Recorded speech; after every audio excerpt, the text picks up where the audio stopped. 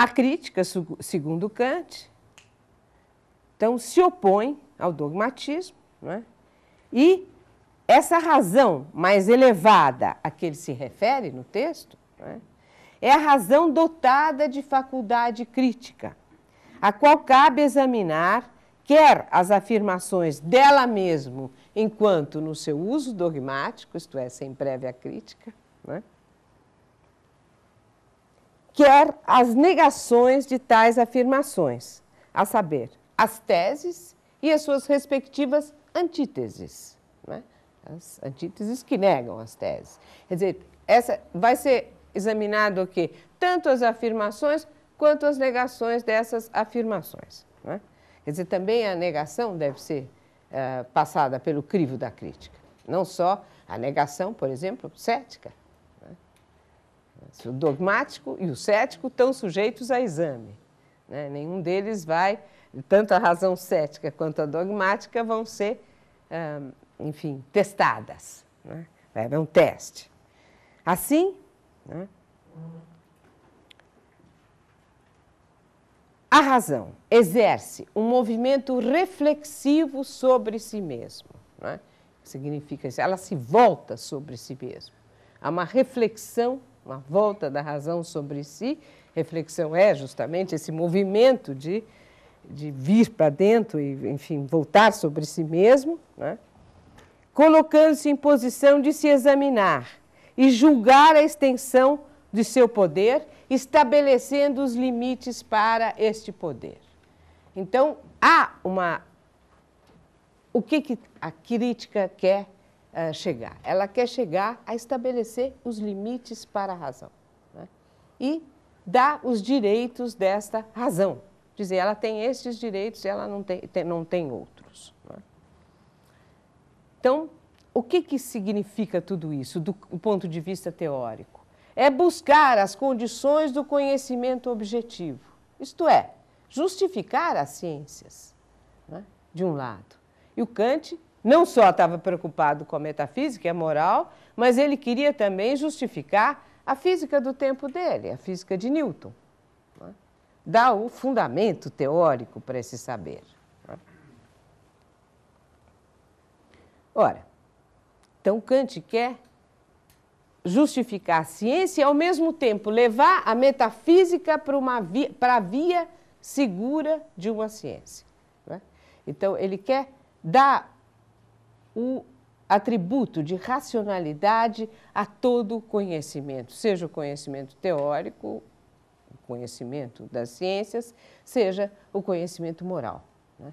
Deve ter uma garantia, né? Uma garantia de racionalidade, né? Então, aqui o Kant vai justamente fazer o que ele chama de revolução copernicana. Eu vou ler para vocês o trecho em que ele fala dessa revolução copernicana.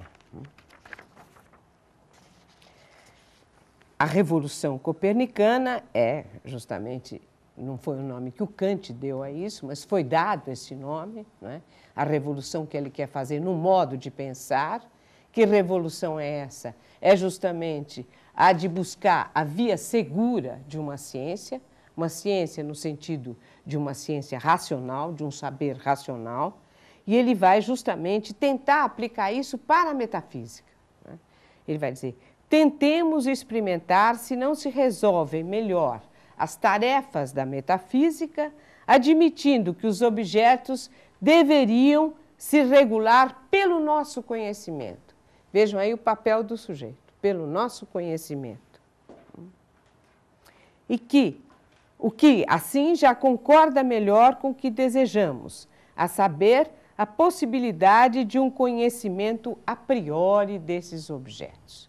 Ou seja, Kant quer estabelecer um conhecimento baseado na racionalidade e, para isso, ele vai buscar elementos que ele chama de elementos a priori.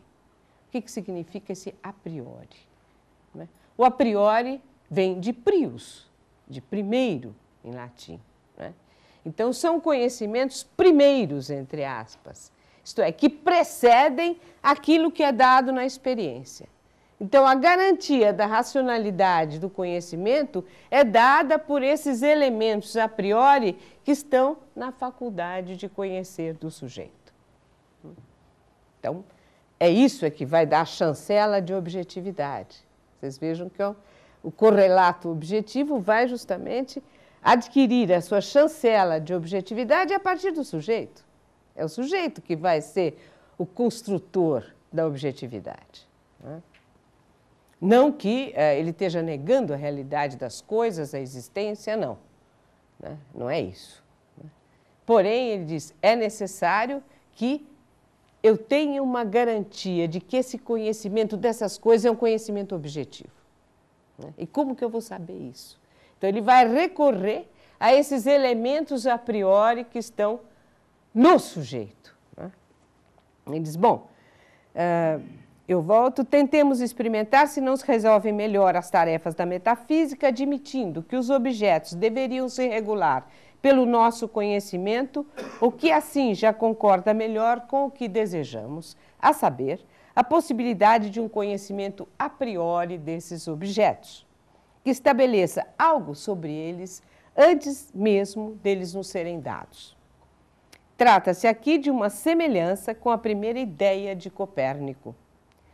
Não podendo prosseguir na explicação dos movimentos celestes, enquanto admitia que toda a multidão de estrelas se movia em torno do espectador, tentou, se não daria melhor resultado, fazer antes o espectador girar e deixar os astros imóveis. O que fez Copérnico? Mudou o ponto de vista, ele mudou a perspectiva. Né? Ele mostrou que era possível uma outra perspectiva que não era a da Terra como centro, o espectador na Terra. Né? E essa revolução no modo de pensar aplicada ao conhecimento filosófico se dará na crítica da razão pura, onde Kant vai estabelecer os elementos a priori que permitem a determinação dos objetos. Essa determinação vai ser feita tanto pela nossa faculdade de intuição, que é a sensibilidade, como pela faculdade do entendimento. Não é? A sensibilidade e o entendimento são outros modos de se pensar esse aparato cognitivo humano. São formas desse aparato cognitivo humano se manifestar. Uma recebe os dados que são dados, que estão aí, né?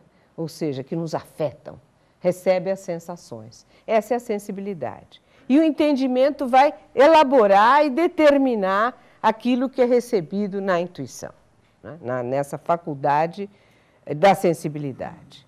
E o Kant vai dizer, bom, mas se eu quero ter algo a priori sobre esses objetos, né, eu não posso deixar que esses objetos comandem o meu conhecimento sobre eles. Né? Eu vou dizer que elementos a priori estão, né, na sensibilidade. Né? O espaço e o tempo. Né? Então, Kant vai dizer, o espaço e o tempo estão no sujeito. Né? Eles são as formas da sensibilidade do sujeito. E tudo aquilo que eu receber de fora, todas as sensações que eu tiver, eu só posso tê-las no espaço e no tempo. Então, espaço e tempo são intuições a priori, são formas da sensibilidade. Então, esses objetos, né, eles têm já de início, quando eu os conheço, eles já têm um elemento que provém do sujeito, que é a sua localização espaço-temporal. Então, esses já são os elementos a priori da sensibilidade. Mas, para determinar o objeto, é necessário que, além desses elementos a priori da sensibilidade, espaço e tempo, eu tenha conceitos, categorias. Categorias essas que são intelectuais. Né?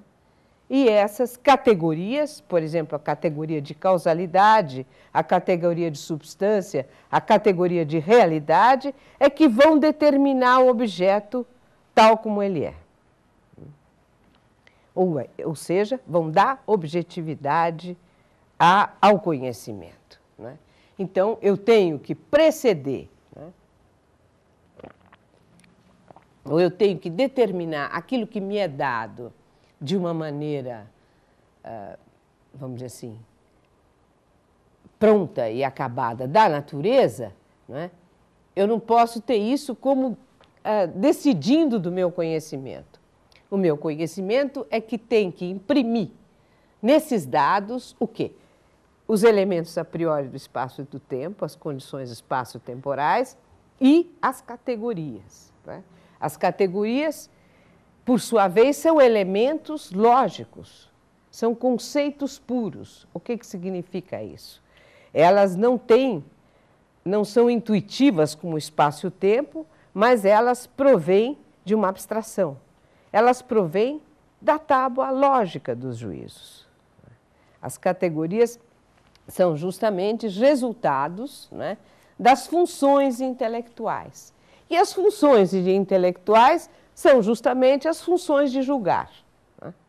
Ou seja, eu vou tirar as categorias dos tipos de juízo lógico, isto é, e que esgotam todas as funções intelectuais que eu possa ter. E as categorias, então, eu tenho duas faculdades para receber os dados da experiência, né? A sensibilidade e o entendimento, né? Ora, se fosse o meramente dado que se impusesse ao nosso conhecimento, não poderíamos saber nada de antemão ou a priori sobre esses objetos e a nossa razão, ao invés de regulá-los, obtendo conhecimento com garantia de objetividade, ficaria à mercê do dado. Então, eu não poderia ter um saber racional sobre as coisas, porque eu ficaria à deriva daquilo que me é dado. Eu não poderia ter normas de conhecimento que levassem este conhecimento para a via segura de uma ciência, né? É por isso que o Kant vai buscar os a priori, é por isso que ele vai fazer a revolução no modo de pensar. E isso tem que valer para a metafísica também, né? Isso não vale só para a física, para a ciência da natureza, como se dizia no século XVIII, mas também para a metafísica e para a moral, né? E nós vamos ver como que isso se dá. Agora, aí surge um problema. O que pode garantir essa correspondência entre aquilo que é dado, né, e aquilo que nós pensamos sobre o dado? Esse é o grande problema do Kant. Algo, portanto, no sujeito é que deve garantir essa adequação, né? Isso não é dado pelo dado empírico. Você tem que adequar aquilo que você pensa sobre as coisas com aquilo que você recebe, né? Com as suas sensações. Então, como é que nós vamos estabelecer essa adequação, né? Isso é o problema do Kant. Ele diz, bom, quando eu faço um experimento, quando eu vou à natureza, né, para saber algo sobre ela, né, eu não vou na qualidade de um aluno que espera tudo do professor. Ou seja, eu não vou curiosamente como se fosse um aluno ingênuo, que era o caso no século XVIII, o exemplo é do Kant, não é meu. Hoje em dia os alunos não têm mais essa boa vontade, talvez, com o professor, ou essa ingenuidade. Então, eles não. Eu vou como um juiz que apresenta à natureza as suas perguntas, os seus quesitos, para obrigar a natureza a responder dentro daquilo que está programado. Então, ele vai com um experimento já programado teoricamente, que é a base da ciência moderna, né? Não só da ciência do tempo de Kant, mas a ciência moderna, né? Ou seja, este experimento já está, ele mesmo, informado por uma determinada teoria, né? Não é um tateio na natureza. Eu não vou tatear, buscar as coisas tateando. Eu já vou com intenção pré-concebida. Eu já tenho um experimento, esse experimento já foi bolado de acordo com uma determinada teoria e a natureza vai me responder de acordo com as perguntas que eu ponho para ela e não responder qualquer coisa, o que ela queira. Ora, então, essa natureza, né, quando Kant vai falar de natureza, do que ele vai estar falando, nos perguntamos. Ele vai falar de uma natureza como experiência possível para nós. Né? Ou seja, a experiência, se ela é o conjunto dos objetos da experiência, e a natureza vai ser esse conjunto. Né? Ou seja, esses objetos são determinados pelas categorias do entendimento. Então, para se ter uma experiência no sentido forte da palavra, no sentido objetivo que Kant pretende, eu preciso ter o entendimento atuando ali, as categorias, predicando, não é? A possibilidade de predicar coisas desses objetos. Ou seja, se é causa, se é efeito, se é substância, se é acidente, tudo isso está é da competência do entendimento. Né?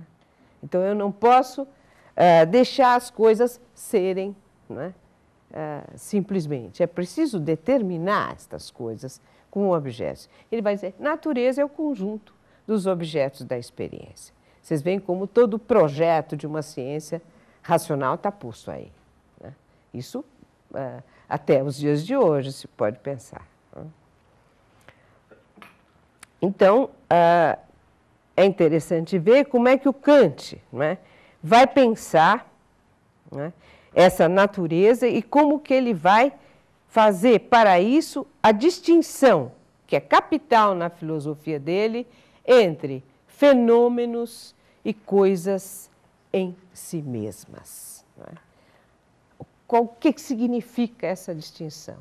O fenômeno é aquilo tal como nos aparece. Não é? O fenômeno é o que nós podemos conhecer. Não é? É aquilo que se dá para nós.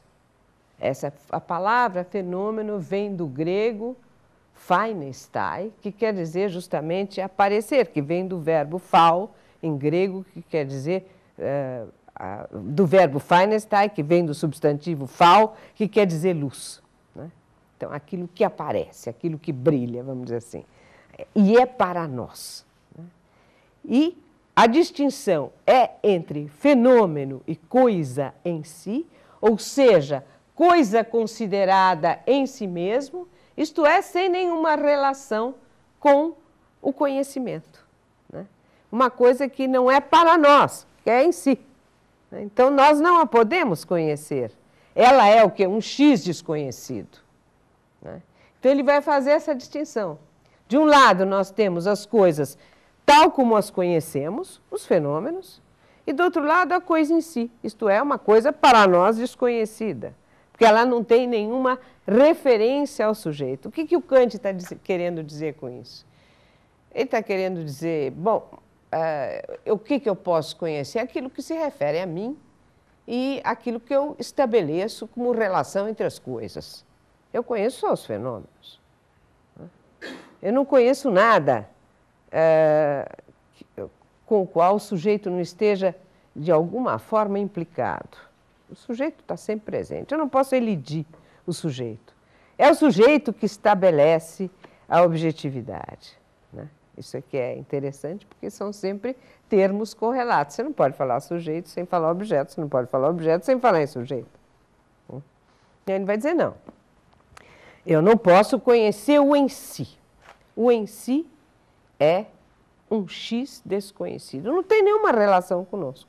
Portanto, a coisa considerada em si mesmo, nós somos alheios a ela. Ela é alheia ao nosso conhecimento. Né? Então, o conhecimento vai se limitar àquilo que é condicionado. Né? Isto é, condicionado por quem? Pelo sujeito. Né? Ou condicionado pelas relações postas entre os fenômenos pela própria faculdade de conhecer. Na verdade, o que a ciência vai conhecer? A ciência vai conhecer as relações entre as coisas, né? Ela não vai conhecer as próprias coisas, os que elas são nelas mesmas. Ela vai conhecer a relação entre as coisas, né? São as relações que importam, as relações entre as forças, as relações entre, como os fenômenos, por exemplo, causa e efeito, né? Você tem relações que os fenômenos mantêm entre si, isso é que interessa a ciência conhecer. Não interessa conhecer o em si, o que é a coisa no seu interioridade ou na sua substancialidade, né? Kant, bom, a ciência dispensa esse conhecimento. Ora, mas é posta a distinção entre fenômeno e coisa em si. Vocês falam, mas então para quê? Se eu só posso conhecer fenômeno, por que eu vou falar em coisa em si?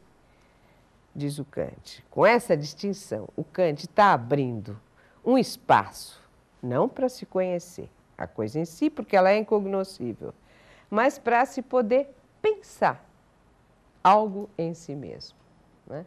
Algo que não seja do domínio das relações, que não seja do domínio dos fenômenos. E o que o Kant está querendo abrir aí?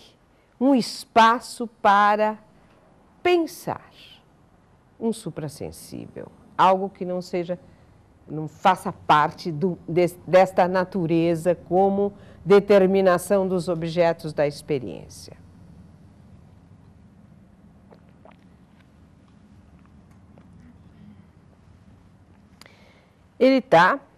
Ele faz essa distinção também entre pensar e conhecer, né, que é essencial para deixar um espaço para a liberdade no domínio moral. Porque senão nós não teríamos liberdade. Se tudo fosse do domínio do condicionado, do fenomênico, do fenômeno, tudo estaria dentro do determinismo natural mais estrito. Você não teria nenhuma possibilidade de pensar numa ação livre. Mas ao Kant interessa a moral e a metafísica. Então ele deixa esse espaço vazio. Do ponto de vista teórico, esse espaço é totalmente vazio, porque a teoria conhece. E eu não posso conhecer a coisa em si, o suprassensível. Mas o espaço fica aberto.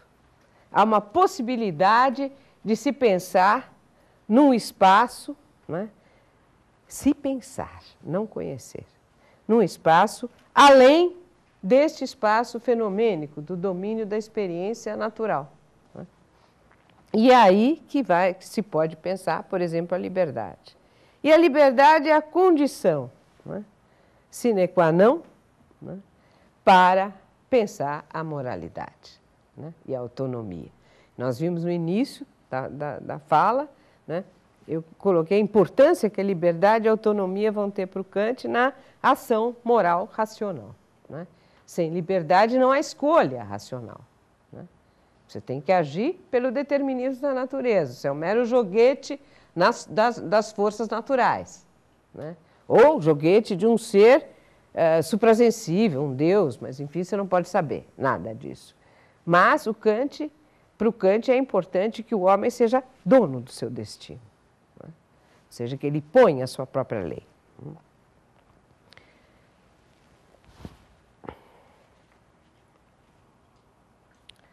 Bom, então o Kant vai deixar esse espaço, esse espaço aberto, né, para se pensar o suprassensível, mas voltemos um pouco à questão da teoria, da crítica enquanto teoria, né?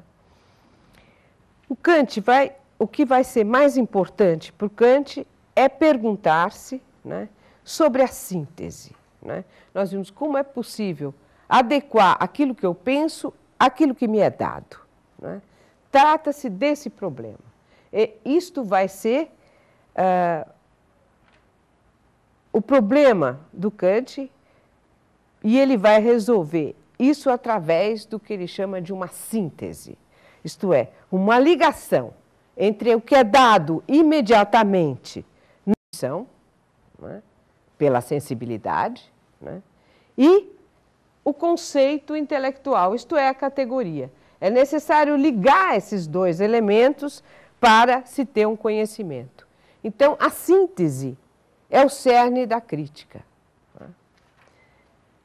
E ele vai dizer, a questão fundamental da crítica, isso ele vai dizer já na Crítica da Razão Pura, na introdução, é como são possíveis juízos sintéticos a priori. O que significa isso? Juízos em que, de um lado, eu tenho um elemento a priori. Eu tenho um elemento que me é dado na sensibilidade, portanto, no espaço e no tempo, que são as suas formas. Mas eu também tenho que ter um elemento intelectual, um conceito puro, uma categoria para determinar esse objeto. Então, o juízo sintético a priori é a atribuição justamente de algo, de uma categoria do entendimento a um dado sensível. E é isso que o Kant tem que resolver. E é para isso que ele faz a dedução das categorias, né, e ele vai estabelecer as condições a priori do conhecimento, ou seja, como que se pode dar o conhecimento? É através dessa síntese, da síntese daquilo que é dado com a síntese com o que está na minha cabeça, ou seja, com as condições do meu conhecimento, com as categorias. Esse é o problema kantiano por excelência.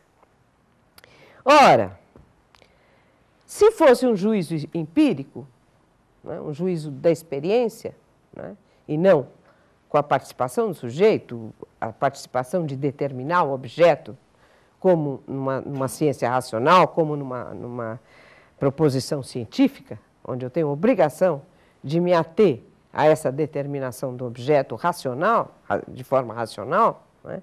Fosse um juízo empírico, não haveria problema, porque tudo já estaria dado na experiência. Eu tenho uma ideia de uma unidade da experiência, né? E é necessário apenas juntar aquilo que já está dado numa experiência que tem uma unidade. Por exemplo, a rosa é amarela, essa cadeira é vermelha, né? Eu já tenho esses elementos, eu não preciso aplicar uma categoria, um a priori, para saber isso que eu estou sabendo aqui. Mas quando eu quero dar uma garantia de objetividade científica para o meu conhecimento, eu tenho obrigação de juntar, segundo Kant, uma categoria a um dado da sensibilidade, fazer essa síntese. Ora, isso é um problema. Por que é um problema? Porque são elementos diversos. Está entendendo? São elementos absolutamente diversos, né? Então, eu teria que juntar e ligar esses elementos heterogêneos numa síntese. E o que vai me ajudar a fazer essa síntese, que vai fazer a ponte entre o intelectual e o sensível, é justamente a imaginação, que é uma faculdade que entra subsidiariamente no conhecimento. Ela vai ter um papel na estética, na teoria do belo, importantíssimo, mas aqui ela tem um papel secundário. Bom, eu gostaria de continuar, mas eu acho que já está na hora do intervalo, não é isso? E nós temos quanto? 10 minutos de intervalo e depois nós voltamos e aí eu vou falar um pouquinho mais da parte, enfim, completar esses meus raciocínios e falar um pouco da moral e do direito e da história em Kant, para completar essa visão geral. Obrigada. Então, se na teoria, né, ficou patente a impossibilidade de se conhecer algo que não tem uma relação com o sujeito, ou seja, algo que não seja condicionado, seja pela referência ao sujeito, seja pela referência aos demais objetos da experiência possível, né? Temos um conhecimento objetivo a um campo da experiência que vai ser totalizado pela razão, né, nas suas ideias, que não tem uma referência, ou seja, as ideias da razão se referem ao todo da experiência, que não é mais a experiência, é o todo da experiência. Então, as ideias da razão não têm mais uma referência objetiva, mas elas se referem, elas permitem que se pense uma experiência totalizada, né? Ora, se no campo teórico se mostrou essa impossibilidade de conhecer algo que esteja fora do campo da experiência, algo que não seja, portanto, condicionado, de se conhecer o incondicionado, não é? Ao estabelecer essa distinção fenômeno e coisa em si, como nós vimos, Kant deixa um espaço aberto para o incondicionado. O que seria esse incondicionado?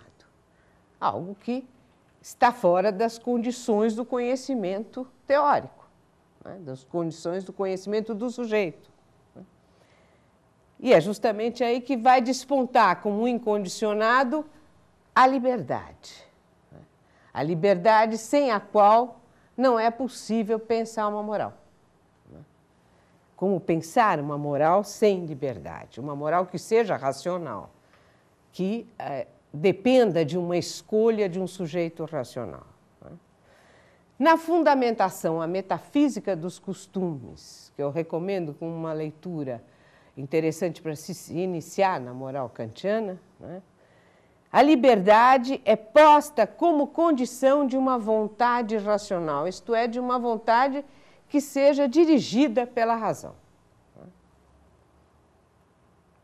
E essa vontade racional vai se expressar numa lei que é universal, que é para todos. Nós colocamos aqui no início a questão, né? Então, que lei é essa que eu me dou? A lei da minha autonomia. Né? Não poderia ser uma lei relativa, uma lei, cada um tem a sua. Né? Isso é se dar a sua própria lei. Porém, Kant vai dizer, se eu quero uma moral racional, eu tenho que ter uma moral universal. Eu tenho que ter essa vontade racional se expressando numa lei universal. E é isso que o Kant vai chamar de imperativo categórico. Né? A fórmula desse imperativo é: haja de tal modo que possas querer que a máxima da tua ação seja uma lei universal. Ora, então, o que é a máxima da minha ação? Aquilo que vai dirigir a minha ação, né? Aquilo que eu vou escolher, né? E que essa máxima da minha ação, que é subjetiva, né? Eu quero realizar tal e tal coisa, né? Essa máxima tem que ter o estatuto de universalidade, ela tem que se tornar, eu devo poder querer que essa máxima se torne universal. E como então eu vou pensar esse imperativo categórico? Numa lei universal em que meu comportamento se adeque, né? E não só o meu, como o de todos os homens, todos os seres racionais. Né? Ou seja, o que eu escolher de acordo com essa lei, todos deverão poder escolher, já que ela é uma lei universal. Né? No caso, por exemplo, a ideia se há um direito de mentir, se eu tenho o dever de dizer a verdade, se eu tenho o dever de ser veraz. Né? O Kant vai nos dizer, né, que não há exceções para essa lei, eu devo sempre ser verdadeiro. Por quê? Porque se eu arrumar uma exceção para mim mesma, né, eu vou admitir, se a lei é universal, uma exceção para os outros. Né? O que vai acontecer? Eu não posso mais acreditar em ninguém, eu não posso mais fazer promessas, nem ninguém vai poder, eu não vou esperar que ninguém cumpra as suas promessas. Consequência desastrosa para a vida social, né?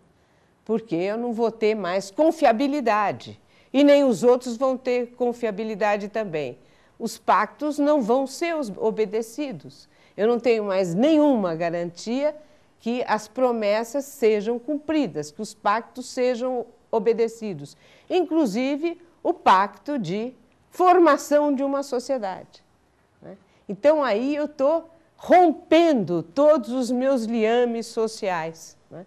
Se eu mentir, eu estou abrindo uma exceção para mim, né? Eu estou deixando de cumprir uma lei universal, né? Que eu devo querer que a máxima da minha ação seja uma lei universal, então eu já não estou querendo isso. Né? Eu estou querendo me excluir e mentir. E vou querer que os outros digam a verdade? Não, eu devo querer que os outros também que mintam. E aí eu não tenho mais a sociedade, eu não tenho mais garantia de nada. Né? Eu não tenho mais garantia de uma vida social, né, em que os pactos e o pacto formador da sociedade seja cumprido, seja obedecido. Né? Então, eu estou no domínio da total anomia, falta de lei. Né?